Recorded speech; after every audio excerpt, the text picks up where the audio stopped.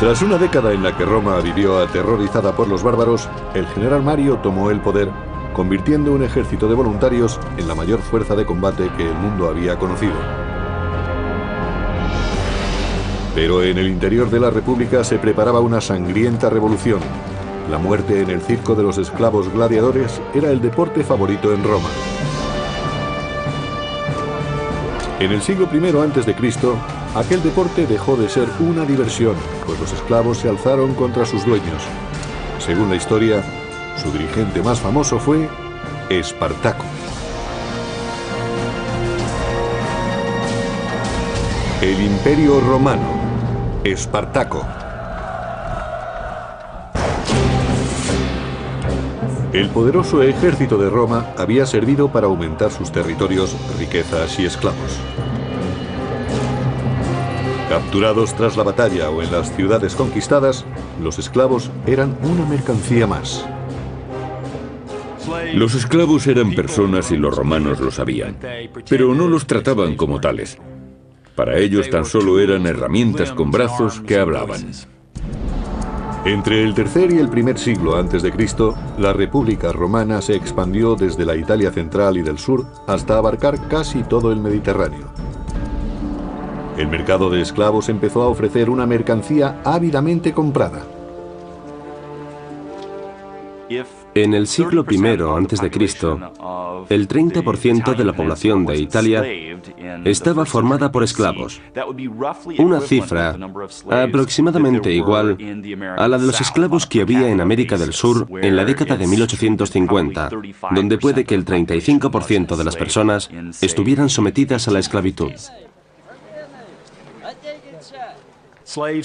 Podían ser esclavos por nacimiento, podían ser comprados en otros países y podían ser capturados en la guerra.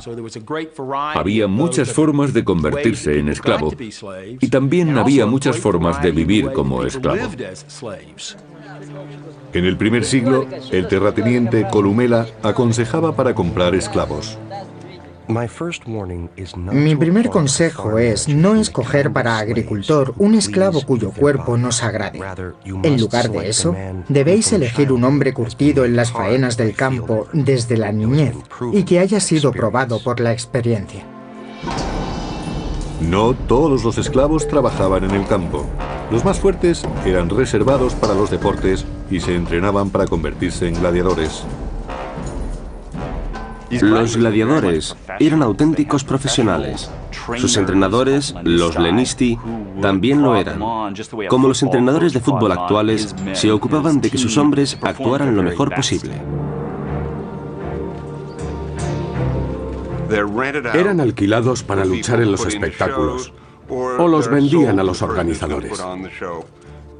Se les consideraba lo más ínfimo de la clase baja, personas cuyo cuerpo estaba a disposición de otros.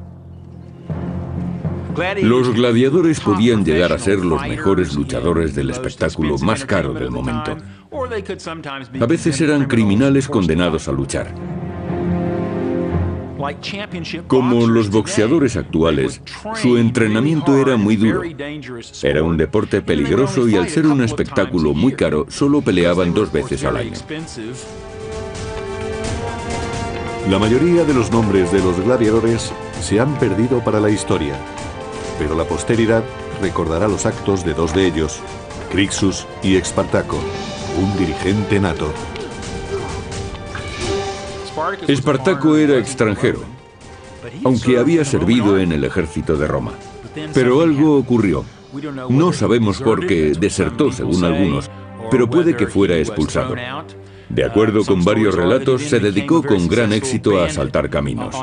Al final fue capturado y obligado por las autoridades romanas a ser gladiador. No sabemos si fue contra su voluntad, pero lo más seguro es que odiara la profesión. Según Plutarco, historiador biógrafo del segundo siglo, Espartaco no solo poseía una gran fuerza moral y corporal, sino que era más inteligente y noble que la suerte que tuvo. Fuera cual fuese la causa que llevó a Espartaco a la esclavitud, está claro que no se resignó. Crixus, otro esclavo, compartió su suerte con él.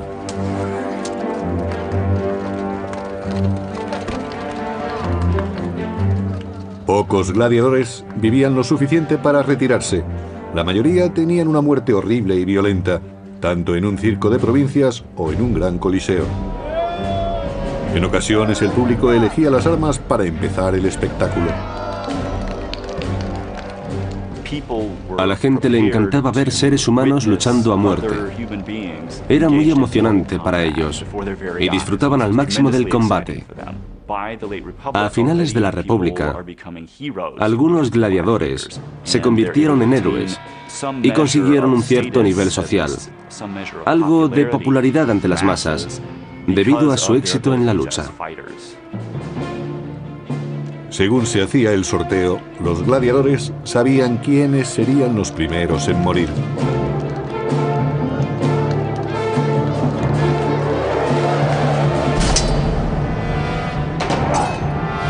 Para añadir emoción a los duelos, los gladiadores no llevaban armas equilibradas ni peleaban de la misma manera. Y según su forma de luchar, a veces su armadura no les protegía bien. Se entrenaban en el uso de sus armas particulares durante meses o años y se acercaban tanto a sus oponentes que veían el miedo en sus ojos y cómo les caía la saliva. El olor a sangre debía ser sobrecogedor, pero así se excitaba la multitud. Era el signo de que la vida de los gladiadores pendía de un hilo.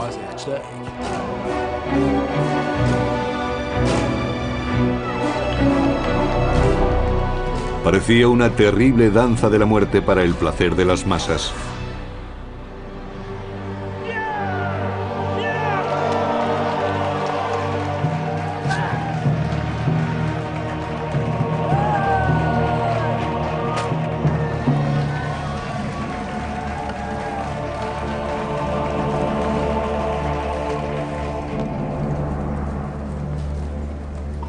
Pero en el año 73 a.C., en el Ludus, o escuela de gladiadores, un grupo de discípulos se cansó de recibir órdenes de sus guardianes. Decidieron que si tenían que morir, no sería en el circo. Maltratados y furiosos, conspiraron y aprovecharon sus artes combativas para tratar de cambiar su destino.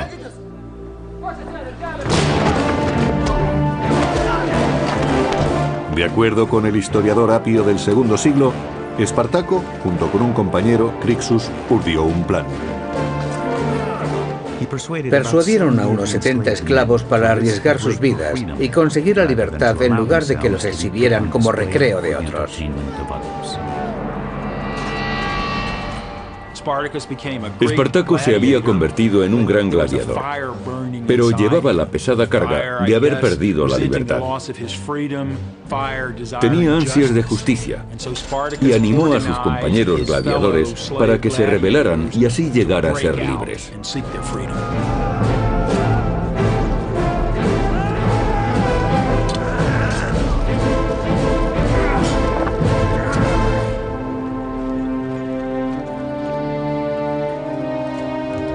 Los soldados locales temían a los rebeldes, pues los habían visto pelear en el circo. Sabían muy bien a qué clase de hombres se enfrentaban.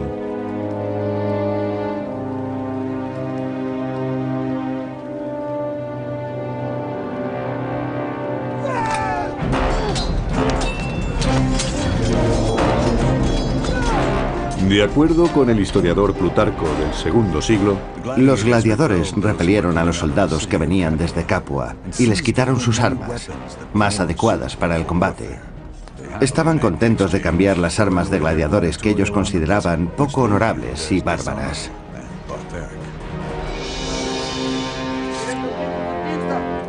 Como líder, Espartaco cambió la esclavitud por la guerra, dejando un reguero de cadáveres a su paso. Habiendo derrotado a los soldados locales, Espartaco partió de Capua con su ejército de esclavos hacia el monte Vesubio, donde buscó refugio y acampó. Espartaco, junto con otro conspirador, Crixus, escapó de las autoridades romanas, pero debía preparar a sus hombres para los inevitables combates que se avecinaban.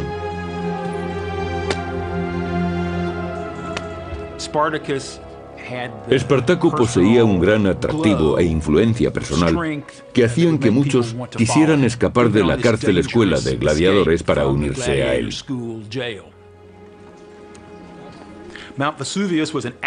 El Vesubio era un volcán activo, un peligroso escondite. Pero Espartaco sabía que allí podrían hacerse fuertes hasta que se organizaran y concibieran un plan. Un mensajero informó a Espartaco de que los romanos habían acampado a los pies del monte para sitiarlos. El Senado había mandado al propetor Claudio Glaber para que rodeara a los rebeldes y pusiera fin a la sublevación. Consiguió que Espartaco y su incipiente grupo de rebeldes retrocedieran hacia la cima de la montaña. El lugar era muy reducido y Claudio Glaber creyó que no tendría problemas para eliminarlos en el Vesubio. Según describió Plutarco, Claudio ordenó a sus soldados que bloquearan la única y difícil ruta de acceso a la cima. El resto de la montaña estaba formado por empinados e inaccesibles riscos. El único paso que Espartaco y los esclavos fugitivos tenían que bajar estaba bloqueado. En el año 73 a.C., Espartaco y Crixus se negaron a morir peleando en el circo. Juntos dirigieron una rebelión de esclavos, pero se encontraron junto a los proscritos acorralados por el propio Claudio en el monte Vesubio, al sur de Italia. En lo alto de la montaña, Espartaco y sus hombres prepararon un brillante plan, según cuenta Plutarco en una de sus crónicas. Los esclavos cortaron parte de las parras e hicieron escalas con ellas. Eran resistentes y lo suficientemente largas para atarlas en la cima de los precipicios y llegar hasta el pie de la montaña. Un hecho interesante del comienzo de la revuelta de Espartaco es que parecía conocer el terreno mejor que sus enemigos, en parte gracias a los pastores que vivían cerca del Vesubio y simpatizaron con su causa. Probablemente los primeros esclavos campesinos que se unieron a Espartaco y a su grupo fueron pastores que vivían solos y tenían armas. Estaban en buenas condiciones físicas y se convirtieron en soldados de su ejército de gladiadores. Espartaco y su creciente legión consiguieron bajar por el precipicio y situarse tras el campamento de Claudio. Los romanos habían subestimado la capacidad de los esclavos. Hay que tener en cuenta que quienes trataban de acabar con ellos se parecían más al ejército de Pancho Villa que a las legiones de César. No formaban parte del ejército regular. Y los oficiales no eran muy buenos, ni siquiera conocerían bien el terreno. Allí solo dirigían a los esclavos. Los romanos sobrepasaban ampliamente a los sublevados, pero los gladiadores dejaron bien patente su ingenio y odio hacia los opresores de Roma. El golpe de gracia a aquellos miles de soldados romanos, con su jefe al frente, se lo asestó una pequeña banda de gladiadores que les atacaron por la retaguardia, después de haber descendido por un precipicio con unas escalas hechas de parra silvestre.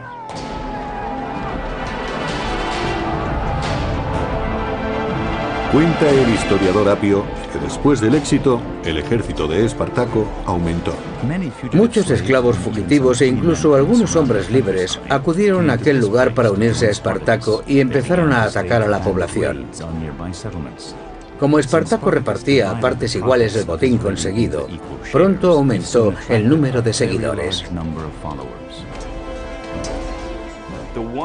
A los únicos que Espartaco no aceptaba en sus filas de rebeldes era a los desertores del ejército romano, que aunque parezca extraño, era perfectamente lógico, pues era gente que se había acobardado.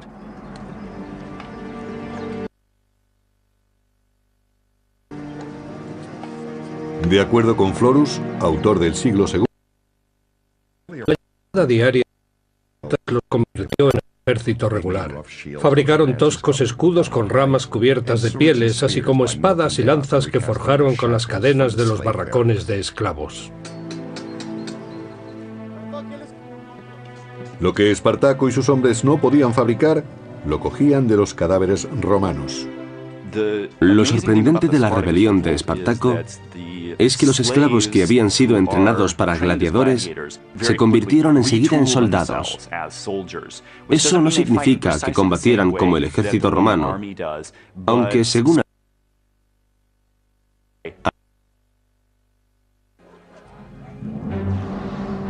A lo largo del año 73 a.C., los rebeldes continuaron su marcha hacia el sur, aumentando su número y derrotando a los romanos.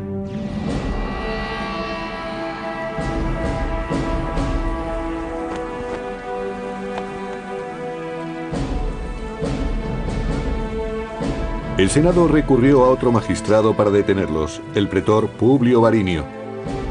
Jinete entusiasta, Varinio llevó con él su mejor semental, junto al símbolo tradicional del poder de Roma, las fasces, un haz de varas que rodeaban un hacha.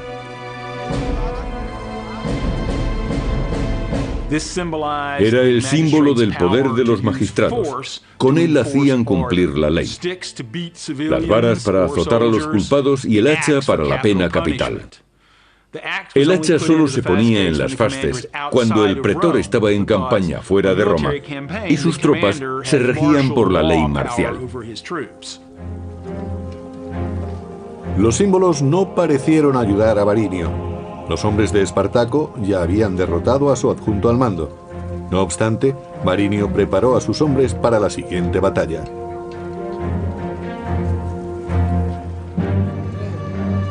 Espartaco, conocedor de la estrategia romana, iba un paso por delante, según cuenta el historiador Salustio.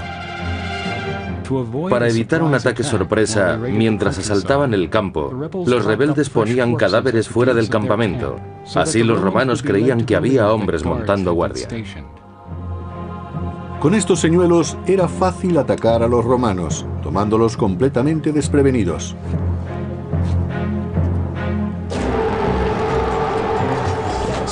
El ejército de Espartaco era temible. Lo formaban gladiadores magníficamente entrenados, con gran experiencia y sedientos de venganza. Los hombres querían libertad, pero también querían demostrar a sus dueños romanos que eran personas, no herramientas.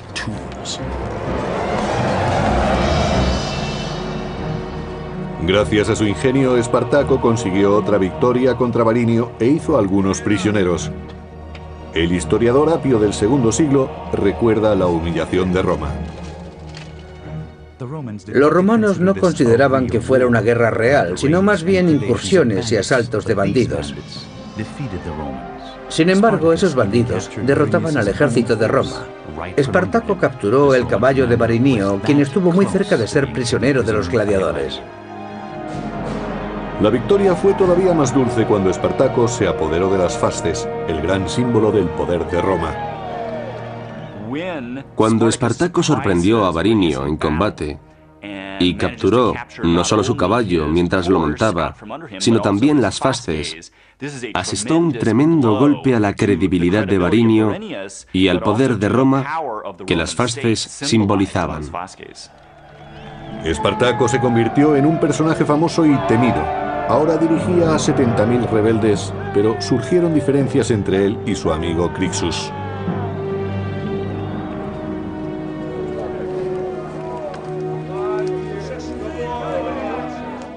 Espartaco estaba demostrando a los romanos que era tan bueno como ellos. Había luchado en el ejército de Roma, sabía lo que era la libertad y valoraba por igual la vida y la muerte de todos los hombres, ya fueran libres o esclavos.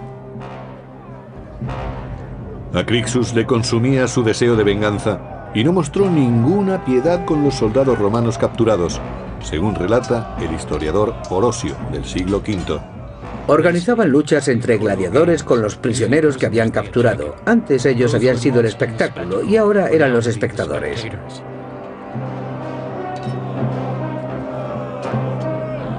Con el triunfo, los esclavos se volvieron más violentos.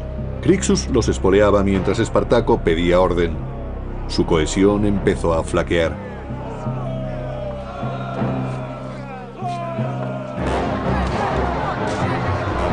En cierto momento, Crixus liberó la furia de los esclavos contra ciudadanos romanos indefensos. El historiador Salustio describe lo ocurrido. Los esclavos fugitivos se dedicaron inmediatamente a violar mujeres jóvenes o mujeres casadas y a matar a las que trataban de resistirse. Espartaco fue impotente para detenerlos, incluso pidiéndoles repetidas veces que se contuvieran.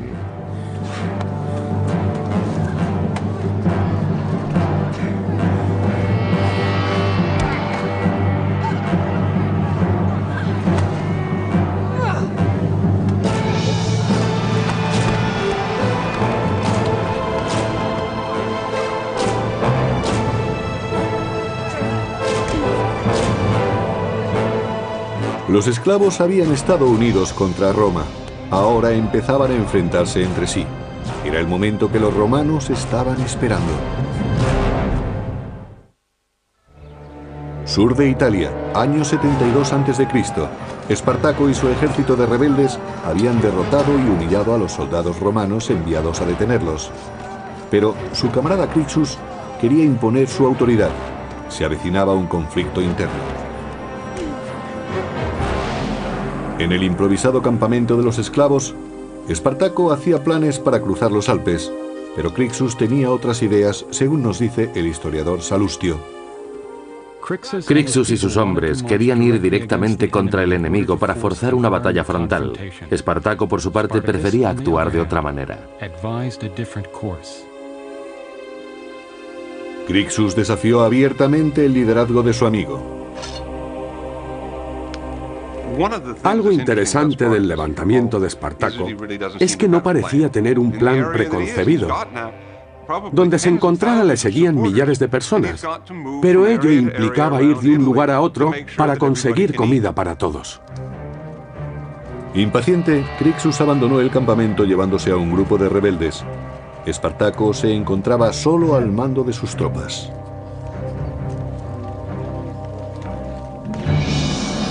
Los dos hombres tomaron caminos distintos por Italia. Con el ejército de esclavos divididos, Roma esperaba asestarles un duro golpe. Los cónsules Lucio Gelio Publicola y Cneo Cornelio Lentulo se reunieron para preparar la estrategia. Los romanos entendían que los esclavos eran seres infrahumanos, pero al mismo tiempo reconocían que tenían un gran éxito luchando contra ellos. Resultaba una pesadilla que aquellos esclavos les derrotaran una y otra vez en el campo de batalla. Aquella desordenada revuelta se convertía en una auténtica guerra, lo que exigía un plan de batalla.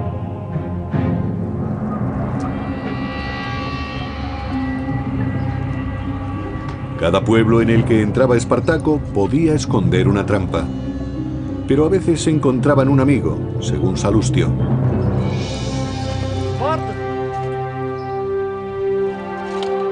Muchos esclavos de los pueblos por donde pasaban eran sus aliados naturales y le ofrecían objetos que sus dueños habían escondido. A veces, ellos mismos sacaban a sus amos de los escondites. Esos nobles eran entregados a los sublevados para humillar todavía más a la aristocracia republicana. Los esclavos proporcionaban comida y armas a Espartaco y algunos se apuntaban a la causa. Pero Roma estaba tomando medidas urgentemente.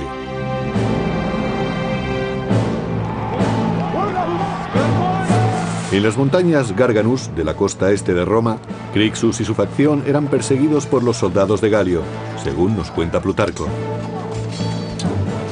Galio realizó un ataque sorpresa contra Crixus que, debido a su arrogancia, se había separado de Espartaco. De acuerdo con el historiador Apio, Crixus tenía bajo su mando 30.000 hombres. 2/3 de ellos perecieron, incluyendo a Crixus.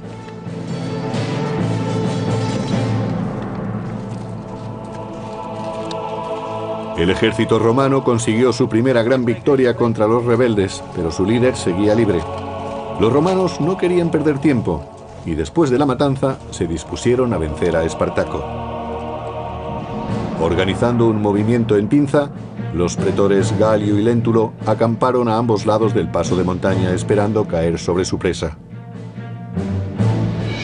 Pero su plan no bastaba contra un ejército de esclavos desesperados. Un factor que influyó en la revuelta de Espartaco es que se inició cuando los mejores ejércitos de Roma estaban fuera, en Hispania o en la actual Turquía, y las tropas enviadas habían sido reclutadas recientemente.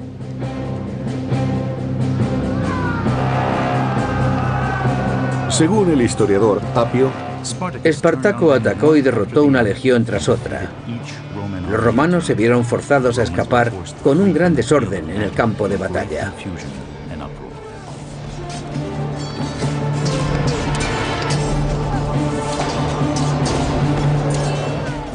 Los dirigentes militares romanos se enfrentaban a un gran reto, y sus oficiales no estaban preparados profesionalmente para la ocasión.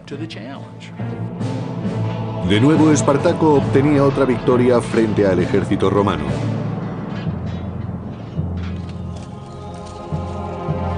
Pero no se conformó solo con el éxito. Espartaco quiso una sangrienta represalia por la muerte de Crixus y sacrificó 300 prisioneros romanos. Empezó a convertirse en un gran personaje completamente opuesto al sistema. Celebraba la derrota de los magistrados romanos y ejecutaba a sus prisioneros. Empezó a destruir las propiedades de los campesinos ricos, ofreciendo una alternativa al sistema reinante y consiguiendo aumentar considerablemente sus fuerzas. Esta victoria ofreció a los hombres de Espartaco la oportunidad de salir de Italia y ser libres, pero prefirieron permanecer en el imperio que tanto detestaban. No está muy claro por qué las fuerzas de Espartaco volvieron desde el norte de Italia.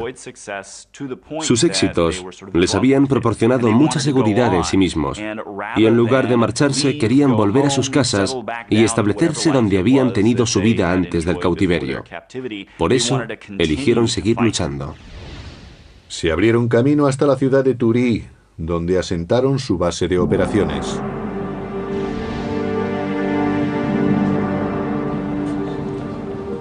Al tercer año de la rebelión de los esclavos, Roma estaba desesperada. El Senado llamó a Marco Licinio Craso, un noble rico al que le gustaba la gloria tanto como el dinero.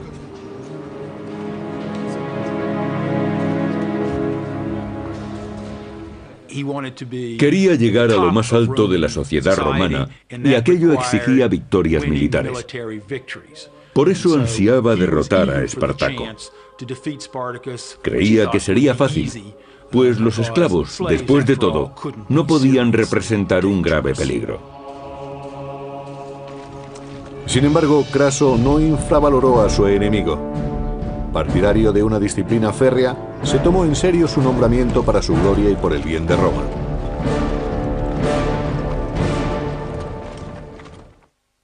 El creciente ejército de Espartaco, formado por esclavos rebeldes, estaba ahora bien organizado y parecía invencible. Pero Marco Licinio Craso se había propuesto destruirlo con sus fuerzas, que eran considerables. Sin embargo, Craso vio que sus soldados eran indisciplinados, cobardes y proclives a retirarse en batalla.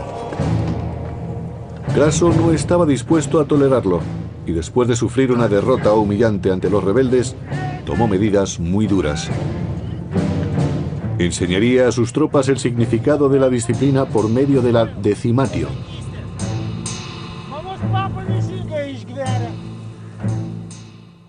La decimatio era un terrible castigo por el que se elegía, al azar, 1 de cada 10 hombres.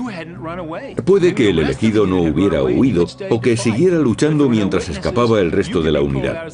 Pero si no había testigos, podía ser elegido como el 10º hombre. La muerte del elegido era horrible. Sus compañeros lo apaleaban con garrotes hasta matarlo. No era una muerte rápida, fácil u honorable. No se le acuchillaba o se le permitía suicidarse. La desgracia caía sobre el elegido y se le apaleaba durante mucho tiempo hasta que moría. Gracias a la decimatio, Craso consiguió que sus soldados le temieran más a él que a Espartaco, su enemigo. El castigo estaba dirigido a avergonzar tanto a los hombres que iban a morir, aunque no se hubieran acobardado, como a los que los apaleaban. 4000 hombres murieron de esa horrible manera en nombre de la disciplina, pero semejante brutalidad consiguió su objetivo. Craso venció a los rebeldes en su siguiente combate.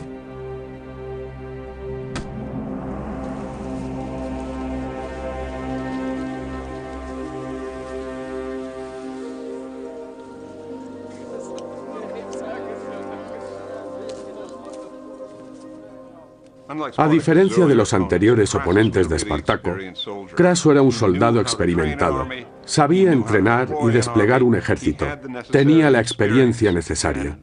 Por primera vez, Espartaco se iba a enfrentar a un auténtico general romano, no a un político que dirigía un grupo sin experiencia.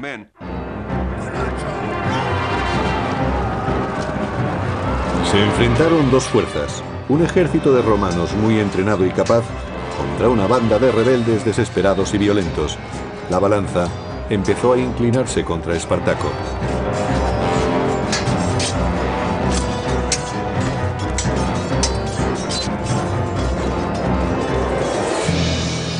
Perseguidos por el ejército de Craso, los esclavos escaparon hacia el sur, pero Espartaco ya tenía pensado su siguiente movimiento.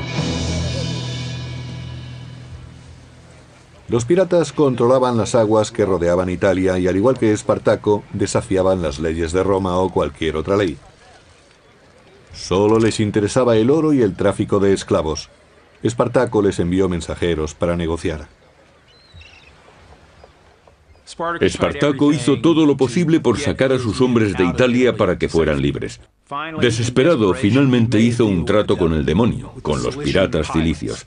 Cilicia formaba parte de lo que se conoce como Turquía en la actualidad. Esos piratas eran muy famosos por sus ataques a los barcos. También eran muy conocidos en el Mediterráneo como traficantes de esclavos. Ganaban mucho dinero capturando y vendiendo esclavos. Espartaco sabía que era muy arriesgado hacer un trato con los piratas cilicios para evacuar a sus hombres, pues corría el peligro de que los volvieran a vender como esclavos.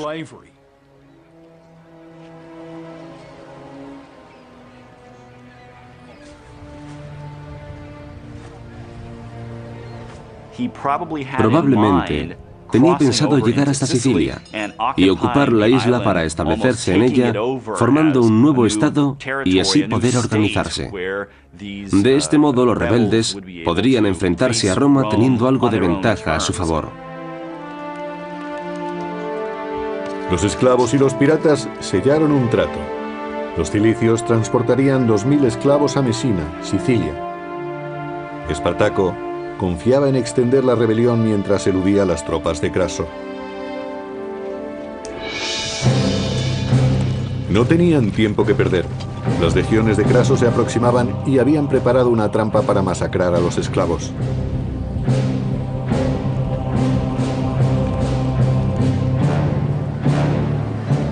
Espartaco y su ejército llegaron a la costa de Italia, pero los barcos no estaban allí.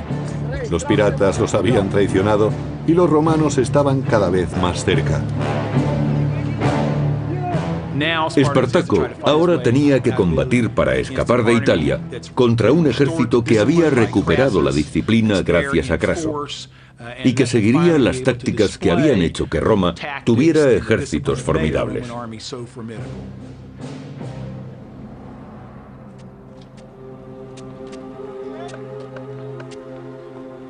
Craso actuó con inteligencia. Conocía la fuerza del contrario y sabía que el tiempo obraba en su favor. Agotaría a los sublevados encerrándolos tras una muralla, según cuenta Plutarco. Terminó esta magna tarea en un tiempo mucho más corto de lo que se esperaba.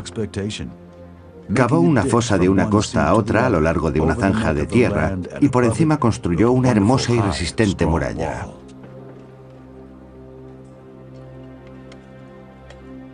Craso era un auténtico general romano que, entre otras cosas, sabía cómo usar las fortificaciones de campo, y eso es lo que hizo contra Espartaco. La muralla era inmensa. Tenía 55 kilómetros de longitud y 3 metros de alto, según Plutarco. Cuando los suministros empezaron a escasear y Espartaco quiso salir de la península, reparó en el obstáculo que presentaba la muralla. Espartaco se vio forzado a permanecer en tierra. Cada intento de ir al norte fue abortado por la muralla. Después de 3 años de libertad, los rebeldes habían sido enjaulados. Pero el Senado, que había mandado a Craso para poner un fin rápido a la rebelión, estaba cansado de esperar resultados, según el historiador Apio. Cuando los romanos se enteraron de las tácticas de Craso, opinaron que no merecía la pena que prolongara sus trabajos contra los gladiadores.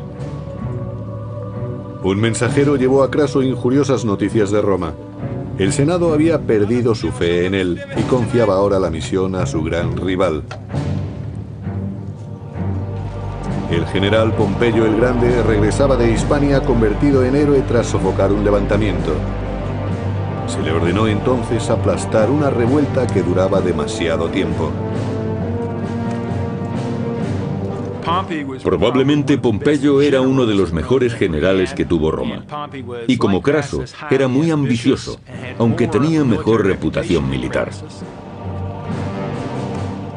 Sentía debilidad por lo teatral. Era su forma de darse a conocer en el mundo romano. Tenía un don para las relaciones públicas que otros políticos de su tiempo no tenían. Ahora se disponía a vencer a Espartaco y a arrebatarle la gloria a Craso. Pero no lo conseguiría si éste se le adelantaba. Eran 2 perros tras la misma liebre. Año 71 a.C. Abandonado por los piratas en el extremo sur de Italia, el ejército de Espartaco estaba sitiado por las tropas del general Craso. Y además acudía Pompeyo, una nueva amenaza para el honor de Craso y de la existencia de Espartaco. Pero Espartaco no se quedó inmóvil y trató de romper el cerco que Craso le había puesto. Apio nos cuenta en sus crónicas cómo trató de escapar. Organizó ataques rápidos contra sus sitiadores en puntos aislados, asestándoles golpes bruscos. Crucificó a un prisionero romano para demostrar a sus hombres lo que les ocurriría si no vencían. Cuando escapaban furtivamente, Espartaco y su ejército descubrieron que ahora el peligro era doble, pues además de Craso, también les perseguía Pompeyo.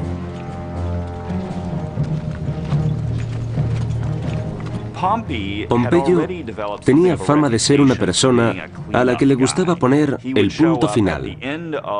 Aparecía después de un largo y duro trabajo y de esta manera se llevaba la gloria de haberlo terminado. Según se acercaba Pompeyo, Craso se ponía más nervioso por sofocar la rebelión antes de su llegada. Espartaco se preparó para el ataque y envió un mensajero a Craso ofreciéndole una tregua. Espartaco esperó la respuesta de Craso. Estaba seguro de que los romanos le escucharían. Sin embargo, los rebeldes mantuvieron las espadas afiladas. Espartaco trató de negociar con los dirigentes romanos porque se consideraba un hombre libre. Así vivía en ese momento y dirigía su ejército como si fuera un ejército romano.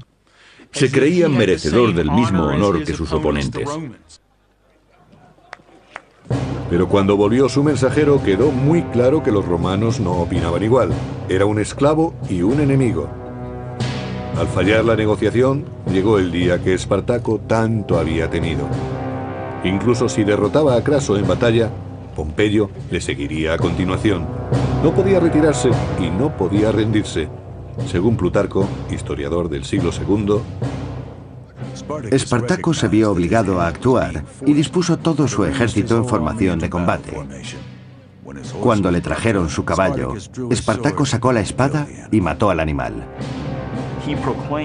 Dijo que si ganaba la batalla, no necesitaría el caballo, pues tendría miles de ellos a su disposición. Y si lo derrotaban, tampoco lo necesitaría. Dicho esto, desmontó y se unió a sus soldados de a pie y salió a luchar hasta el final. Craso se enfrentó a Espartaco cerca de Brundisium, en el sureste de Italia.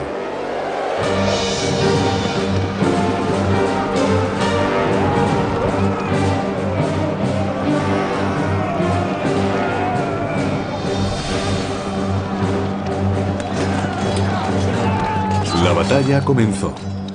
3 años de revueltas habían conducido a este enfrentamiento decisivo entre Craso y Espartaco, el mayor combate entre dos grandes ejércitos.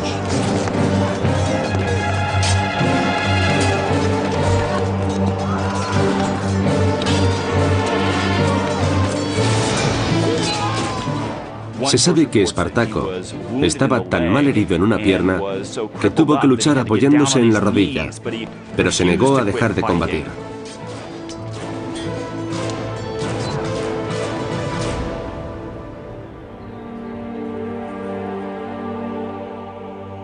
Según el historiador Apio, la matanza fue tan grande que no era posible contar los muertos. Nunca se encontró el cuerpo de Espartaco. Espartaco no aprovechó la oportunidad de escapar y lo podría haber hecho individualmente.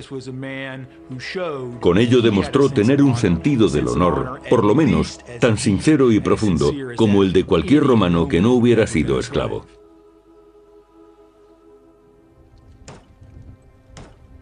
Craso persiguió a los supervivientes y mató a todos los que encontró excepto a 6.000, que capturó y crucificó a lo largo de la vía principal que conducía a Roma. Fueron crucificados con una separación de 10 a 12 metros a lo largo de 200 kilómetros. Podemos imaginar el olor y la visión tan terribles que tenían los que pasaban por aquel camino. Si eran romanos, el olor les habría parecido a esclavos muertos y estarían contentos de verlos, aunque fuera de esta forma tan espantosa. Pero para los esclavos era un mensaje muy claro. Esto es lo que os espera si os rebeláis contra el poder de Roma.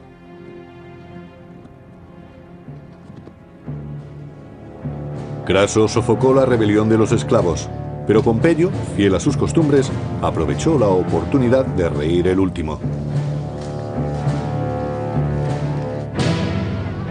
Pompeyo se las arregló para aparecer en el último momento y dar caza a unos 5.000 gladiadores que escaparon de aquel gran combate, y capturó o mató a los que quedaban. A continuación, según Plutarco, Pompeyo se aseguró de recibir los honores. Pompeyo escribió al Senado y dijo que Craso había derrotado en combate a los gladiadores, pero él había conseguido extinguir la guerra hasta su raíz. La carrera de Pompeyo es muy interesante. De hecho, una vez fue acusado de ser un oportunista por aprovecharse de los méritos de otros. Los romanos se apresuraron en dejar atrás aquella terrible rebelión de esclavos. Pompeyo recibió el más alto honor de Roma por su trabajo en Hispania.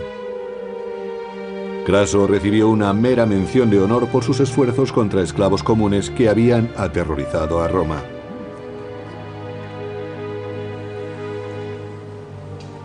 Aunque la muerte de Espartaco en el año 71 a.C. marcó el final de las rebeliones, la esclavitud siguió impulsando la economía del naciente imperio. Pero los romanos no olvidaron lo aprendido durante el levantamiento. Espartaco fue para los romanos un personaje a temer. Siguió siendo una amenaza incluso sin estar vivo. Siempre sintieron el temor de que pudiera seguirle otro. Los romanos vieron tras la rebelión que debían tener al ejército en perfectas condiciones. Puede que esta fuera la ocasión en que pensaron en la necesidad de disponer de un ejército profesional que los mantuviera seguros en casa y los protegiera de las invasiones. Pero un poderoso imperio no puede defenderse para siempre. Mucho después de su desaparición, perdura la historia de un solo hombre que se enfrentó a Roma. La leyenda de Espartaco ha sobrevivido hasta el presente. Ha sido un héroe para los oprimidos y pisoteados que ha perdurado hasta nuestros días. Pero mientras el imperio se mantuvo, perteneció a los poderosos.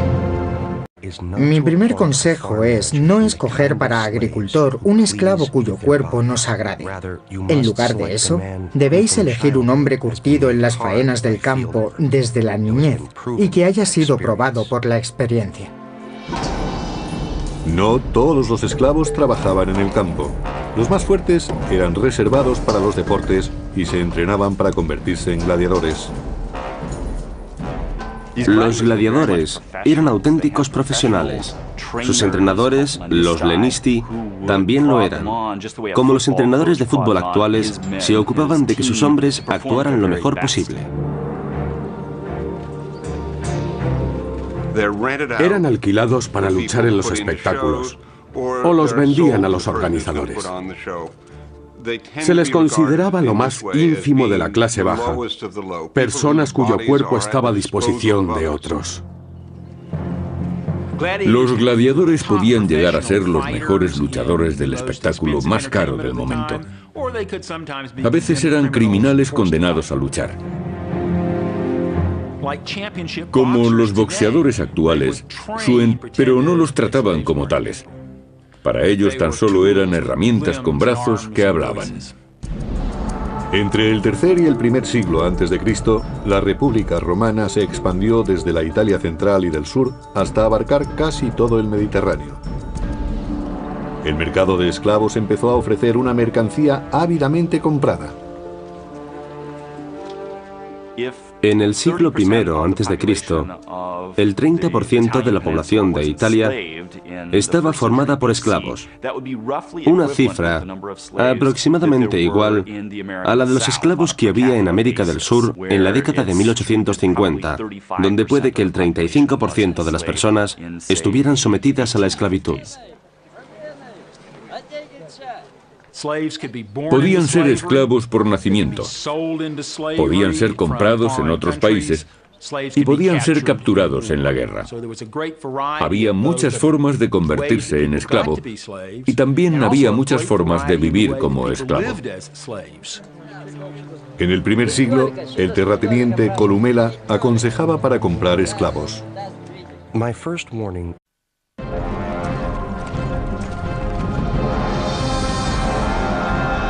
Tras una década en la que Roma vivió aterrorizada por los bárbaros, el general Mario tomó el poder, convirtiendo un ejército de voluntarios en la mayor fuerza de combate que el mundo había conocido.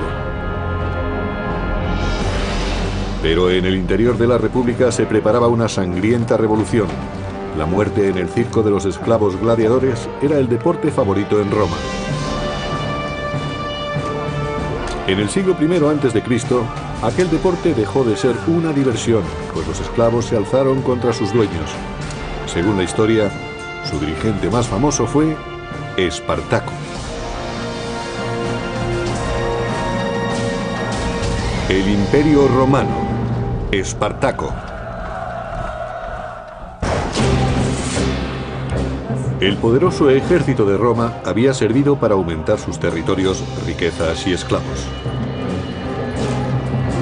Capturados tras la batalla o en las ciudades conquistadas, los esclavos eran una mercancía más.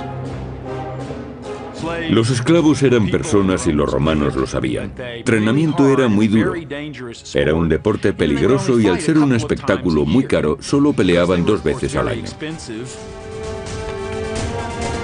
La mayoría de los nombres de los gladiadores se han perdido para la historia, pero la posteridad recordará los actos de 2 de ellos, Crixus y Espartaco, un dirigente nato. Espartaco era extranjero, aunque había servido en el ejército de Roma. Pero algo ocurrió. No sabemos por qué desertó, según algunos, pero puede que fuera expulsado.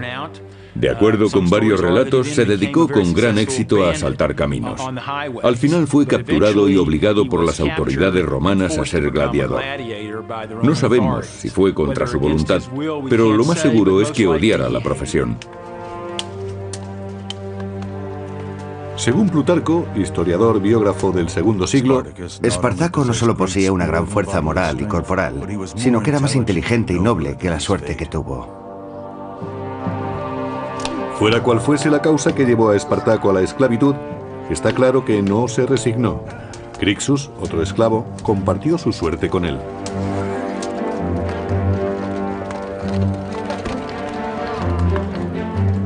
Pocos gladiadores vivían lo suficiente para retirarse. La mayoría tenían una muerte horrible y violenta, tanto en un circo de provincias o en un gran coliseo. En ocasiones el público elegía las armas para empezar el espectáculo. A la gente le encantaba ver seres humanos luchando a muerte. Era muy emocionante para ellos y disfrutaban al máximo del combate.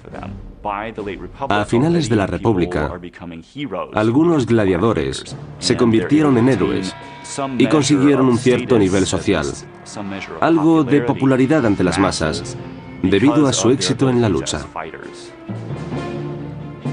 Según se hacía el sorteo, los gladiadores sabían quiénes serían los primeros en morir.